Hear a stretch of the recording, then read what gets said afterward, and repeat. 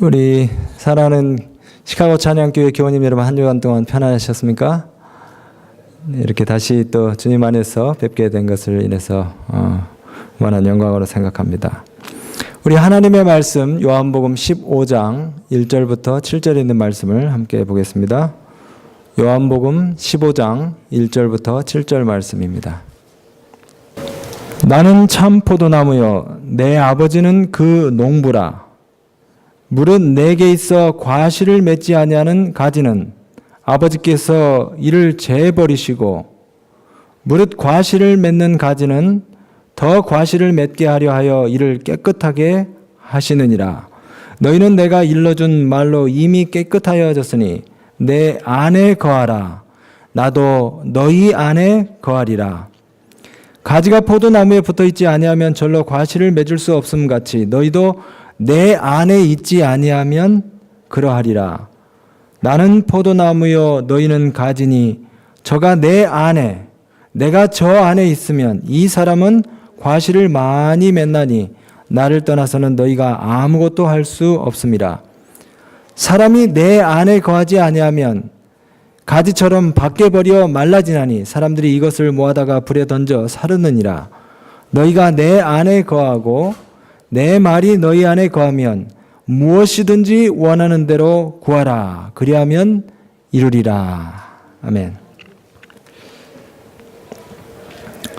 요즘 한국에서 한 해 문 닫는 교회가 한 3,000개 정도 된다 그럽니다. 옛날에는 제가 듣기로 한 1,500개 된다 그랬는데 최근에는 더 많아지는 것 같아요. 한국 교회 한 전체 교회 20분의 1 정도가 해마다 문을 닫는데요. 그래서 이 목사들이 부동산 그 정보란에다가 교인 수를 기록하는데 그 이유는 교회를 팔려고 하는 사람은 많은데 살려고 하는 사람이 없기 때문에 교인 수를 적어 놓으면 좀 더 작자가 잘 나타날까 봐 해서 그러네. 그만큼 요즘 전도가 안 된다고 합니다.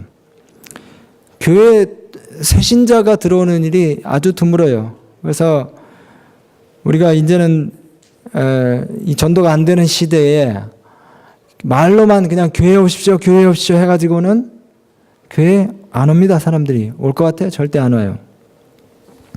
여기 영감의 글에 이런 말씀이 있더라고요. 우리가 하나님의 증인이 되는 것은 다만 진리를 전하거나 혹은 우리가 가지고 있는 그 서적들을 보급함으로써만이 아니다. 기독교를 전파시킬 수 있는 그리고 그리스도교의 사업을 갖다가 진전시킬 수 있는 가장 강력한 논증은 우리 각자가 예수님처럼 생애하는 것이다. 이렇게 말씀했어요. 삶의 열매, 그리스도인의 영향력, 이것이 말보다 훨씬 더 힘이 있다는 것입니다. 반대로 그리스도인의 값싼 품성은 이 세상에서 세속적인 사람의 품성보다 오히려 더 큰 해를 끼친다는 사실을 우리가 깨달아야 한다고 말씀하셨어요. 요즘 한국에서 목회자 세습이다, 혹은 목회자들이 성적으로 이렇게 큰 부도덕을 이제 행하고 권력과 재물의 욕심을 부리고 인기와 명예에 집착한 그 그리스도인들이 안 믿는 사람보다 더 교회를 갖다 욕먹이고 있어요. 하나님을 욕먹입니다. 사람들은 목사가 설교하는 바를 믿지 않고 오히려 교회가 생활하는 바를 믿을 것이다. 그래서 영어로 be the sermon 이런 말도 있잖아요. be the sermon. 네 삶을 통해서 설교를 해라 이런 말도 있습니다. 너무도 흔히 강단에서 전해진 설교의 감화가 진리의 옹호자라고 주장하는 자들의 생활에서 전해진 설교 때문에 오히려 방해를 받는다. 교회 증언에 이렇게 말씀하고 있어요. 오늘 그래서 제가 설교하는 것이 좀 부담이 됩니다. 여러분이 제 설교를 안 들으셔도 유튜브에 들어가시면은 엄청나게 재밌고 감동적인 유명한 목사님들의 설교가 많이 있어요. 하지만 그것만으로는 안 됩니다. 진실한 그리스도인의 삶을 통해서 주변의 사람들이 전도를 받게 되는 것이에요. 매 순간마다 하나님의 임재를 의식하고 사는 사람들의 감화를 통해서 하나님의 사랑이, 하나님의 빛이, 하나님의 영광이 전달된다는 것입니다. 말씀대로 순종하며 사는 삶이 설교인 그런 그리스도인들의 생애가 열국에 있는 백성들을 갖다가 하나님께로 불러오는 그와 같은 힘이 될 것이라는 것이에요. 그래서 우리가 교회에 오십시오, 교회에 오십시오 이렇게 하는 것보다는 저 사람이 다니는 교회 한번 나가보고 싶다. 저 사람이 믿는 하나님이 도대체 어떤 하나님인지 좀 알아보고 싶다. 이런 일들이 일어나야 되는 것입니다. 우리 잘 아시는 것처럼 그 마하트마 간디가 이런 이야기를 했대요. 만일 그리스도인들이 성경 말씀대로 산다면 인도의 모든 힌두교는 사라질 것이다. 만일 그리스도인들이 예수님 같이 산다면 인도의 모든 사람들이 그리스도인이 될 것이다. 그렇다면 오늘 이 본문 말씀을 중심으로 열매 맺는 그리스도인의 생애의 비결이 무엇일까? 그러려면 우리가 원가지 되시는 예수님께 붙어 있어야 된다고 요한복음 15장에 말씀하고 있습니다. 원가지 되시는 예수님께. 여러분, 우리의 생각을 예수님께 딱 붙들어 둬야 하는데 요즘 우리의 생각들을 분산시키는 것들이 너무나 많죠. 여러분, 여기 핸드폰, 모바일폰이 있는데요. 이 셀폰 붙들고 하루에 3시간씩, 4시간씩 유튜브에 목을 매는 사람들이 한국 국민의 이 평균 숫자입니다. 엄청나게 많은 사람들이 와이파이 시그널 밑에서 자신들의 소중한 시간들을 갖다가 낭비하고 있어요. 지금 이 시대는요, 그냥 말씀이 옆에 있는 것으로 부족합니다. 눈으로 읽는 것도 부족해요. 이제는 말씀의 내재적인 유통이 이루어져 가지고 우리의 생각 속에, 잠재 의식 속에 이것이 완전히 우리의 의식을 갖다가 장악을 해야 되는 그런 시대가 돼 있어요. 기도의 주파수, 기도의 사이클, 하늘을 향한 우리의 생각의 안테나를 갖다가 고정시키고 예수님께 맡기고 고난이 올 때에 사소한 일에 우리가 기도하면서 우리의 마음을 갖다가 하늘에다 이렇게 고정시키면서 살지 아니하면은 정말 우리가 참된 그리스도인으로서 열매 맺는 삶을 살기가 어려워요. 바로 이 말씀과 기도 생활에 충실하는 것이 예수님 안에 거한다는 것에 참 의미일 수 있는데요. 조지 바나가 이런 얘기를 했어요. 예수님처럼 생각하라. 거기 그분이 쓴 글에 보면 이런 이야기가 나옵니다. 주일날 목사님의 이 설교를 잘 듣고 있느라면은 틀린 말씀은 하나도 없어요. 그런데 정작 삶 속에서 제 자신이 무언가 선택을 해야 되는 그런 선택의 기로에 섰을 때에 목사님으로부터 들은 말씀은 하나도 생각이 나지 않고 그냥 내 마음이 끌리는 대로 선택하고 판단한다는 것입니다. 여러분, 왜 교회가 신뢰를 얻지 못하고 긍정적인 영향력을 끼치지 못하는가? 그리고 우리의 신앙생활은 늘 불안하고 몸이 건조한가? 그 이유는 예수님처럼 생각하는 이 삶을 계속하지 못하는 거예요. 잠깐 했다가 또 한동안 끊어져 있다가 또 생각나면 잠깐 했다가. 그러나 예수님처럼 생각하고 예수님처럼 사는 것을 끊임없이 계속해서 우리가 해야 된다는 것입니다. 예수님 안에 거하는 것이 바로 그것이겠죠. 우리가 너무나 잘 아는 감리교의 창시자 요한 웨슬레, 참 훌륭한 분인데 이분이 미국의 선교사까지 다녀오면서 성공의 목사로서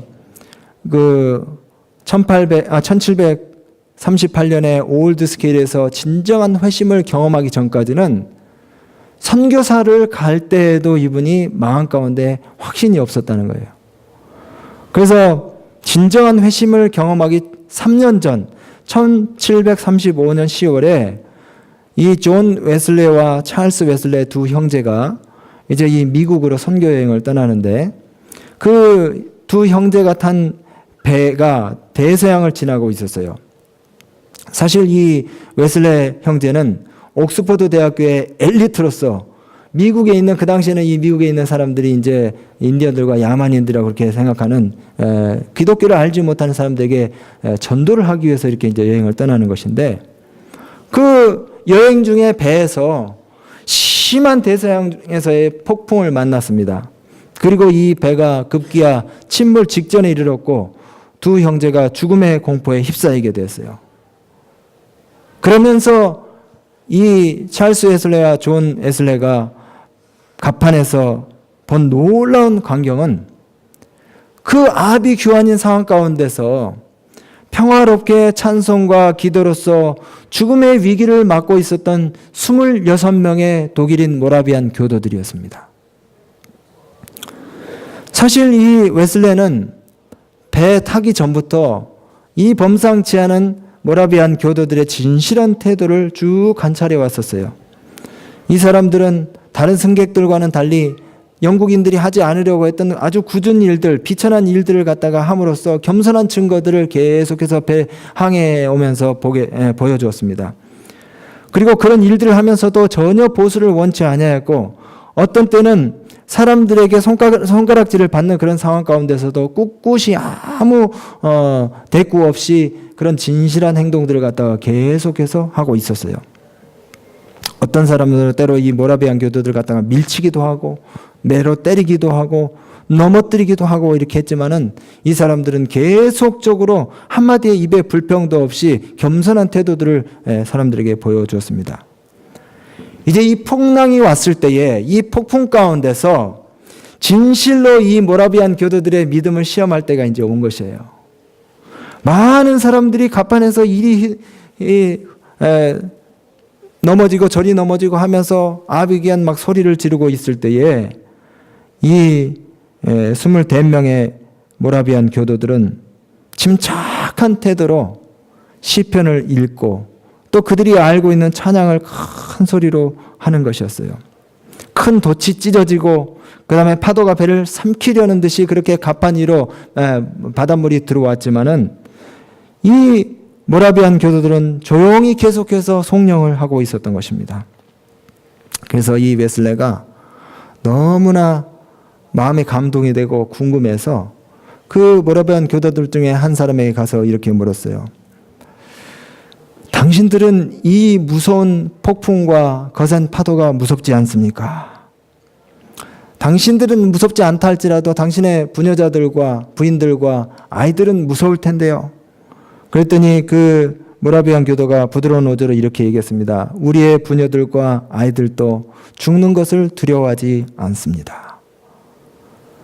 이제 이 조지아주 미국 사바나 항구에 배가 이제 안전하게 도달했을 때에 웨슬레는 며칠 동안 계속해서 그 모라비안 교도들과 함께 지냈는데 계속적으로 그들이 보여줬던 침착하고 정말 겸손하고 단정한 그런 그 태도가 요한 웨슬레에게 깊은 마음의 감동을 주었습니다.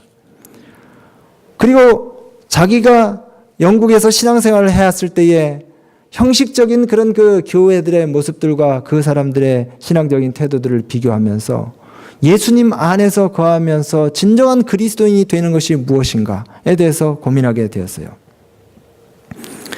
그리고 자신의 구원을 확신하기 위해서 새로운 마음의 결심과 각오로 예수님과의 밀접한 교제를 이루게 되었고 이제 3년 후에 그도 예수님 만난 확신을 가지고 선교 사업을 하게 되었던 것입니다.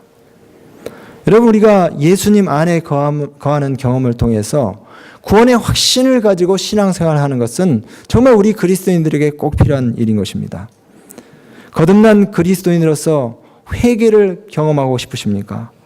예수님을 진심으로 믿는 믿음을 여러분들이 보이고 싶으시다면 먼저 우리의 마음 가운데 예수님을 모셔드리게 되시기를 바랍니다.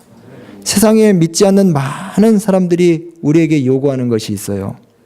바로 보이지 않는 주님을 너의 삶을 통해서 보여달라는 것입니다.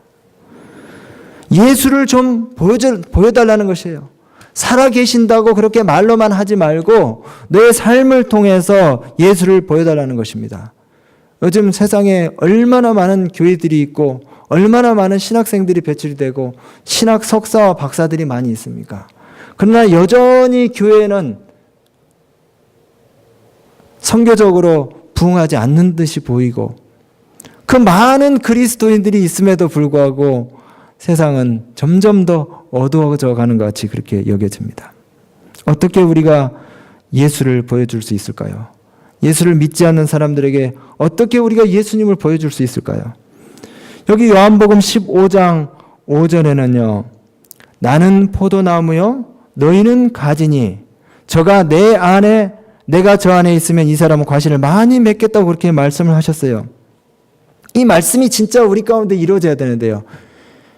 사랑과 희락과 자비, 양성과 온유와 충성과 절제, 이 많은 성령의 열매들을 우리의 삶을 통해서 맺어야 되는데 혹시 여러분 그 찬양 아십니까? 제가 오늘 감기가 걸려서 목이 좀 쉬었긴 하지만 이 찬미를 불러야 되겠습니다. 이 찬양을 불러야지 오늘 설교가 좀 더 오랫동안 여러분들의 기억 속에 예수는 참 포도나무 너희는 가지이니 성령의 열매 맺고서 주님 안에 주 안에 살리라 주 안에 살리라 주 안에 살리라 사랑 기쁨 모두 있으니 영원한 행복과 능력과 천평화 모든 것 더하여 주시네. 오래된 찬미라 뒷부분은 제가 그냥 대충 이렇게 만들었는데 가사가 정확한지 모르겠어요. 우리의 삶 속에 이런 성령의 열매들이 많이 나타나야 되는데 예수는 참포도나무고 우리는 뭐라 그랬습니까? 가지. 그러면 예수님과 우리는 한 몸이라는 것이에요. 예수님은 포도나무시고 우리가 가지라면은 우리가 나무에 붙어 있을 때 우리도 뭐라고 불려야 되는 것입니까? 포도나무라고 불려야 되는 것이에요. 사람들이 우리를 볼 때 야 저거는 포도나무다. 야 저거는 예수다. 이런 느낌과 연상할 사람들에게 줘야 되는 것인데 우리가 원가지 되시는 예수님 안에 있다고 하면서도 미운 사람을 보면 진짜 죽도록 미워요. 용서하고 싶은 생각이 안 듭니다.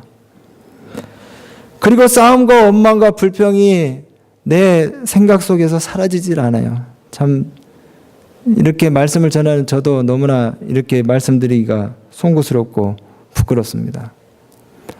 그리고 뭐 그런 것들은 좀 덜한다 할지라도 당장 내일 있을 일, 조금 이후 오후에 있을 일들에 대한 불안과 그 다음에 뭡니까? 이 걱정이 머릿속에서 떠날 데가 없어요. 계속해서 걱정과 근심이 나를 사로잡습니다.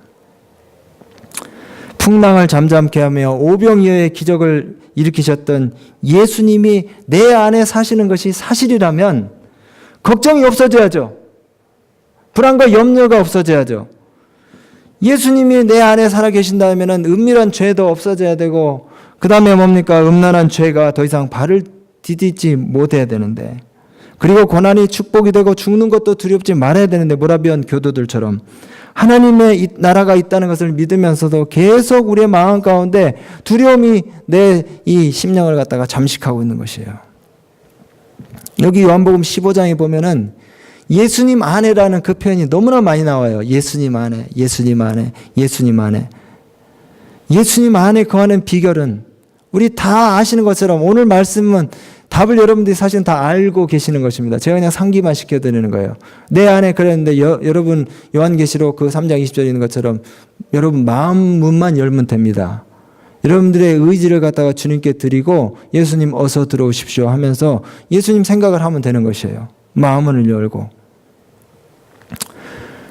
내 생각과 내 시간과 내 뜻과 마음을 예수님께 향하고 그분께 나의 모든 것들을 갖다가 바치고자 하는 그런 굴복하는 심령만 있으면은 모든 것이 다 해결이 돼버립니다.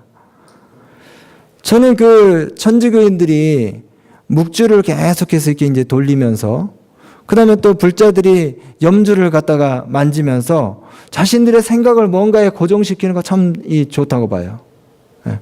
우리는 어떤 그 유형의 물건들을 사용해서 우리의 생각을 고정시키지는 않지만은 이분들이 하는 것처럼 우리도 뭡니까? 계속해서 예수님 도와주십시오. 예수님 제 마음과 제 생각과 뜻과 의지를 주님께 드리오니 제 마음속에 심령 속에 들어와 주십시오 하면서 예수님을 계속해서 의식적으로 초청하는 연습을 우리가 좀 하면 좋을 것 같아요.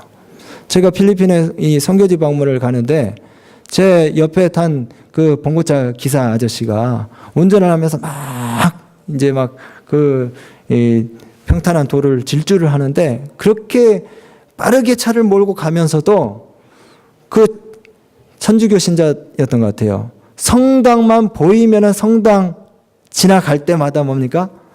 이 성호를 갖다가 긋고 지나가고 한 2시간 동안 그분의 차를 얻어 타는데 수십 번에 뭡니까? 이 성당을 지나쳐요.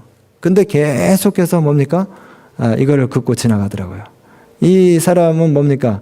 그 성당을 보면서 자기 자신이 뭡니까? 계속해서 그리스도인이라는 사실을 갖다가 리마인드를 시키고 그 다음에 하나님의 임재를 갖다가 의식하는 아마 그런 일들을 행동을 계속해서 하는 것 같아요.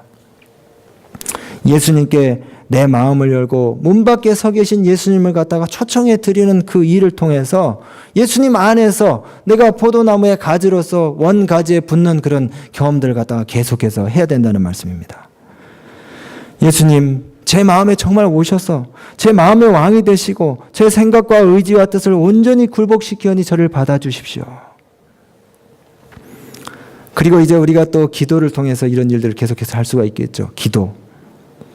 마태복음 21장 13절에 보면 예수님께서 성전 정결을 하시면서 내 집은 만민의 설교하는 집이라 하지 아니하시고 내 집은 전도하는 집이라 하지 아니하시고 내 집은 만민의 기도하는 집이라 이렇게 말씀하셨어요. 기도로서 예수님 안에 거하는 연습을 우리가 할 수 있다는 말입니다. 여기 교회 증언의 7권에 이런 말씀이 있더라고요. 우리의 기관에 속한 모든 교역자들이, 그리스도인들이 모든 하나님의 사업의 분야에서 성공할 수 있기 전에 각자가 스스로 나를 떠나서는 너희가 아무것도 할 수 없음이니라 하는 그리스도의 말씀에 있는 진리를 받아들여야 된다. 그렇게 말씀했어요. 어떤 사람도 하나님을 믿는 믿음을 가지고 그분과 생명적인 연결을 이루고 있지 않는 한 우리는 결코 의로워질 수 없다. 그렇게 말씀했습니다. 들에 핀 꽃이 그 뿌리를 흙 속에 깊이 박고 있는 것처럼 그것이 공기와 이슬과 소나기와 햇빛을 받아야 하는 것처럼 우리는 하나님께로부터 오는 영혼의 생명에 도움이 되는 것들을 우리가 꼭 받아야 된다고 그렇게 말씀했습니다. 그리고 사람들과 하는 활동이 많아지면 많아질수록 하나님과의 마음의 교통이 더 밀접하게 이루어져야지 우리의 사업이 성공한다고 그렇게 말씀하셨어요. 코드가 빠진 목회, 랜디 스프링클이라고 하는 사람이 팔로미라고 하는 그 책에서 이런 그 통계를 갖다가 이야기했습니다. 1980년대 벌써 오래전 일이에요. 지금은 더 심할 겁니다. 영적 각성을 위한 기도 세미나의 그 참석자 대상을 통해서 설문을 했는데 17,000명의 미국의 신자들이 하루 평균 시간이 5분이 안 된대요. 그리스도인들. 그리고 2,000명의 그 당시 그 목회자들 평균 기도 시간을 조사해 봤더니 7분이 안 된답니다. 그리고 선교사들의 하루 평균 시간은 15분이 안 된다는 통계를 냈어요.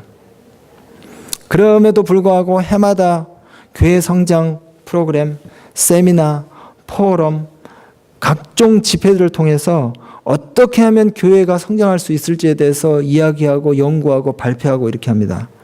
그러면서 목사들은 신자들이 더 열성적이고 또 더 지적이고 더 이 기능적으로 뛰어났으면 좋겠다고 소원을 하고 반대로 신자들은 목사가 더 영성이 있으면 좋겠다고 그렇게 소원을 해요. 그래야지 교회가 성장한다고 그렇게 얘기합니다. 그러나 테크닉과 전략의 문제가 결코 아니에요.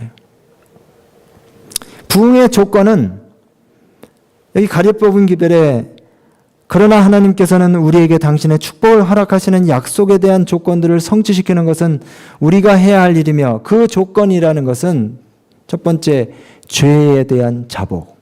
기도를 통해서 우리가 죄에 대한 자복을 이루고요. 두 번째는 겸비. 세 번째는 회개. 그리고 열렬한 기도를 통해서 신앙의 부흥이 온다고 그렇게 말씀했습니다.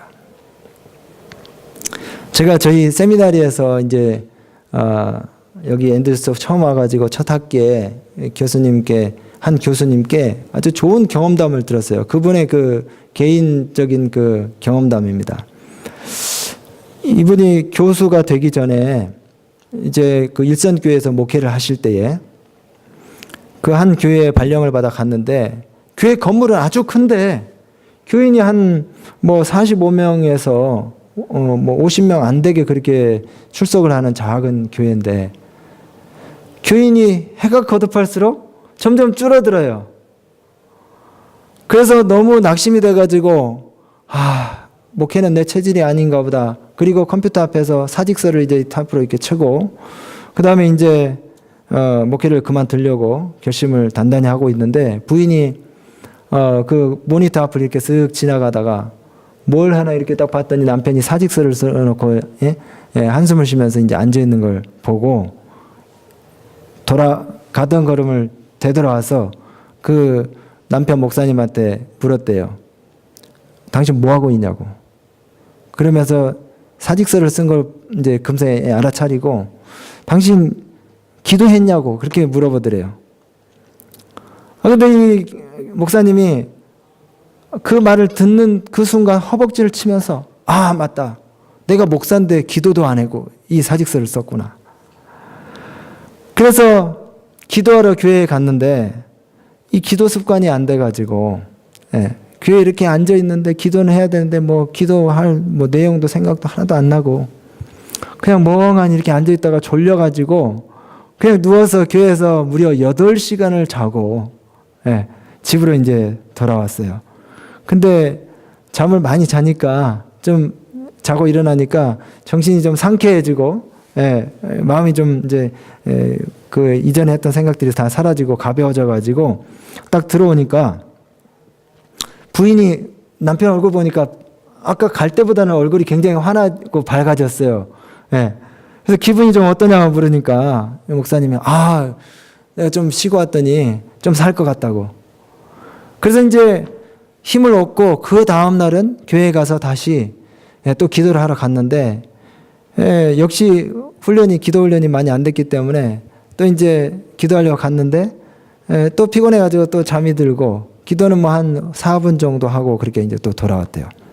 그래 이제 그 다음 날도 또 교회로 기도하러 갔어요. 다른 거 아무것도 안 하고 이제 기도 시간이 점점 늘어나면서 중요한 사실을 깨닫게 되었습니다.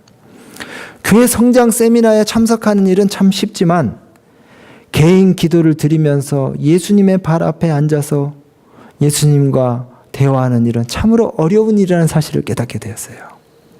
중요한 일이지만은 습관이 안 됐을 때는 이것이 정말 어려운 일이에요. 차라리 정말 마르다처럼 분주하게 뛰어다니면서 뭔가 교회 부흥을 이루기 위해서 일은 했지만은 역사는 안 일어났어요. 예수님이 하신 말씀이 생각이 났습니다. 네가 많은 일로 근심하나 오직 한 가지 좀 더 잘해라. 그러면서 그 한 가지 중요한 일이 뭡니까? 목회를 할 때나 신앙생활을 할 때나 우리가 문제가 생기면은 늘 뭐 합니까? 기도는 하는데 더러 많은 사람들이 하나님께 구하지 않고 근심만 하고 있어요. 걱정만 하고 있습니다. 구하지 않고 근심만 하고 있어요. 사실 우리가 근심할 일이 있습니까? 없습니까? 너희는 마음에 근심하지 말라. 아까 시연이가 읽었나요? 너희는 마음에 근심하지 말라. 하나님을 믿으니 또 나를 믿으라. 그러면서 뭡니까? 근심하지 말라 그랬어요. 근심을 한다는 것은 하나님을 역으로 하면은 뭐 한다는 말입니까? 믿지 못한다는 말이에요. 예수님 안에 거함의 축복은 바로 이런 것입니다. 예수를 믿기 때문에 우리의 마음 가운데 근심을 누구에게 맡겨버릴 수 있다는 것입니까? 예수님께 다 맡겨버릴 수 있다는 것이에요. 빌립보서 4장 6절 7절에 아무것도 염려하지 말고 모든 일에 기도와 간구로 너희 구할 것을 감사함으로 하나님께 아뢰라. 그리하면 모든 지각에 뛰어나신 하나님의 평강이 그리스도 예수 안에서 너희의 마음과 생각을 지키시리라. 그래서 이제 이 목사님이 그렇게 기도를 했는데도 교회에 여전히 큰 변화는 없었지만은 목사님 스스로가 완전한 변화를 경험하게 됐어요. 1년이 지나고 2년이 지나고 그 1년 후에는 침례자가 하나도 이제 없었는데 그래도 기도를 시작한 뒤로 한 가정이 교회에 출석을 하기 시작했습니다.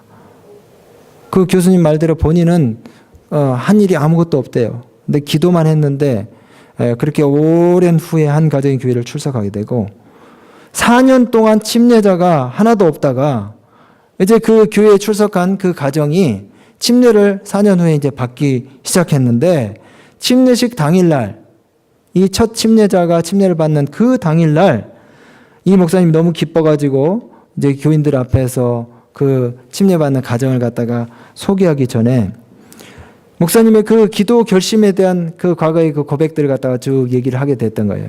자기가 뭐 사직도 하려고 그랬는데 부인이 기도했냐 그래가지고 이제 교회에 기도를 하러 이렇게 나오면서 왔다 갔다 하면서 기도가 점점 늘어나게 되고 하나님의 능력을 갖다가 이제 본인이 실감을 하게 됐는데 이런 고백들을 쭉 하면서 오늘 마침내 하나님께서 이 영혼을 우리에게 주셨다고 그렇게 간증을 하게 되는데 갑자기 70 넘으신 한 장로님이 손을 들더니 제가 좀 드릴 말씀이 있다고 그렇게 일어나셔서 말씀을 하시는데 자기가 교회 나가지 않는 5명의 자녀가 있는데 그 자녀를 위해서 수십 년 동안 기도를 했는데 드디어 그 자녀들이 교회에 나가기 시작했다는 겁니다. 그 교회에 나가기로 결심한 그 시점이 바로 이 목사님이 기도를 시작했던 그 시점과 거의 맞았다는 것이에요. 그러면서 이 목사님이 말씀하시는 것은 교회가 변하기 위해서 내 자신이 예수님 안에 거하는 그런 경험들을 먼저 해야 된다는 것입니다. 여러분, 예수님을 믿어도 우리의 삶이 변화되지 않는다고 생각하는 분들이 있습니까?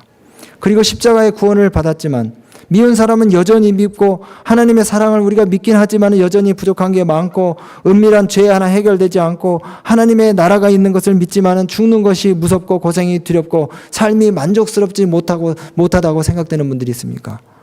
오늘 다시 우리 자신의 생각과 마음들을 우리가 되돌아보면서 내가 예수님 안에 거하는 그런 삶을 계속적으로 끊임없이 살고 있는지 우리가 돌이켜보면서 하나님의 임재를, 예수 그리스도의 임재를 우리의 마음 가운데 모셔드리는 그런 연습들을 하기로 굳게 결심하시는 우리 모두가 되시기를 간절히 바랍니다.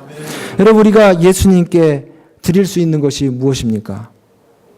우리가 모든 세상의 좋은 것들을 다 주님께 바친다 할지라도 부족할 것이에요. 그러나 주님께서 우리에게 간절히 요구하시는 것이 있습니다. 주님이 정말 받고 싶어 하시는 것이 있어요. 뭘까요? 우리의 마음인 것입니다. 우리의 마음과 의지를 주님께서 가장 받고 싶어 하셔요. 우리의 마음만큼은 하나님도 가져가실 수가 없습니다. 우리를 감동시키실 수 있지만은 우리의 의지를 허락해서 주님 들어오시도록 하는 것은 우리의 생각과 결심으로 이루어지는 것이에요. 그러니까 마음문 바깥에서 두드리고 계시는 예수님을 더 이상 바깥에 계시도록 하지 마시고 얼른 예수님을 우리의 마음으로 모셔드리게 되시길 바랍니다. 저는 오늘 말씀을 마치면서요, 저는 항상 이 사도 요한의 이 변화를 이렇게 이 말씀을 통해서 읽게 되면 참 감동을 읽을 때마다 받습니다. 요한복음의 저자, 오늘 여기 요한복음 15장 말씀을 기록한 요한복음을 기록한 요한, 사실 이 요한만큼 그 캐릭터의 품성의 변화를 이룬 사람 많지 않습니다. 수석 제자였던, 예수님의 수석 제자였던 요한의 기질이 어떠했습니까? 잘 아시는 것처럼 우레의 아들들이라 그랬죠. 성미가 급하고 경쟁심이 많고 그 영감의 글에 보면은 악한 성질, 복수심, 그리고 비평하는 정신이 이 요한의 형제에게 아주 많았대요. 그래서 그 막 갈멜산에서 엘리야에게 불이 내렸던 것처럼 그냥 불이 내려가지고 저 사마리아 사람을 그냥 다 불살라 버리게 해주십시오. 예수님한테 요청했잖아요. 그죠? 우리의 아들들입니다. 이런 그 성격적인 결함이 예수님께로부터 부르심을 받았을 때 요한의 형제들이 참 많이 있었어요. 그리고 요한은 자존심이 세고 하나님 나라에서 첫째가 되고자 하는 그런 야심이 있었습니다. 그러나 그런 날마다 자신의 난폭한 정신과 대조되는 예수님의 온유하심, 예수님의 너그러우심, 관영하심을 보고 겸비와 인내의 교훈을 마음 가운데 담게 됐어요. 그리고 그리스도를 바라봄으로 그의 품성이 조금씩 변하게 되었습니다. 그래서 여기 요한은 어쩌면 자기의 경험을 통해서 이 말씀을, 예수님의 말씀을 더 신중하게 듣고 이렇게 기록했는지 몰라요. 요한복음 15장에 내 안에 거하면 너희가 열매를 맺겠다. 사랑받는 제자 요한은 그 비결을 깨달았던 것입니다. 열매 맺는 비결을 깨달았어요. 사랑하는 제자에 대한 구주의 애정은 모든 힘을 다하여 행하는 열렬한 헌신으로 되돌아왔다. 요한은 마치 포도나무가 우뚝 선 기둥에 매달린 것처럼 그리스도에게 단단히 매어 달리게 되었다. 요한은 그의 주님을 위하여서는 법정의 위협을 무릅썼으며 십자가 주위에 머물렀다. 이제 자기의 목숨을 내놓고라도 주님과 함께하겠다는 그 결심 때문에 나중에 예수님의 십자가 가장 가까이에 누가 있었습니까? 요한이 있었어요. 예수님께서는 참 우리같이 보잘것없고 연약한 죄인들, 부족한 모습들은 다 보지 아니하시고 우리의 그나마 희망이 있어 보이는 작은 장점들을 이용하셔서 우리를 변화시키려고 주님께서 준비하고 계십니다.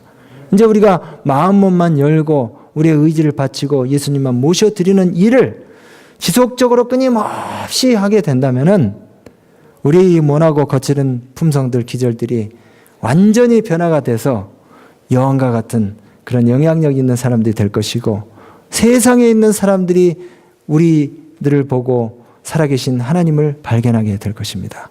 돌아오는 한 주간 동안도 하나님의 은혜와 축복이 우리 모두 함께 하셔서 정말 예수님이 우리 가운데 거하심으로 열매 맺는 생애를 통하여 세상에 그리스도의 빛을 발하는 우리 시카고 찬양교회 모든 성도님들이 되시길 바라면서 말씀을 드리겠습니다.